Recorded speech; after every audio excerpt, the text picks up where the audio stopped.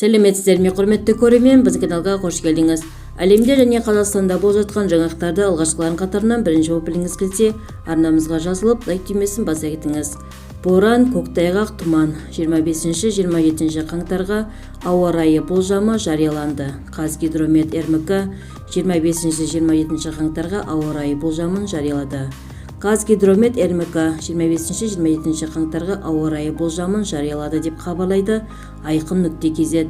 Қазақстанның басым бөлігі оңтүстік циклон мен атмосфералық фронттардың билігінде болады. Соның әсерінен қатты жауын-шашын күтіледі.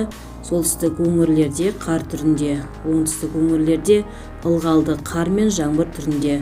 Боран мен жел күшейеді.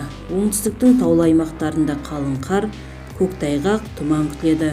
Республиканың батыс жартысында ғана батыс антициклоны басым болуынан ашық, аязды ауа райы сақталады. Елдің басым бөлігінде температуралық фонда елеулі өзгерістер болжанбайды.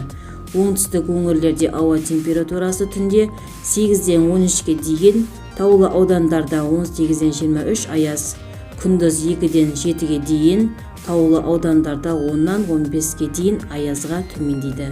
Толығырақ төмендегі сайтымыздан көре аласыздар. Егерде біздің видео ұнаса, подписаться және бір ғана лайк түймесін бас көтерулеріңізді сұраймыз.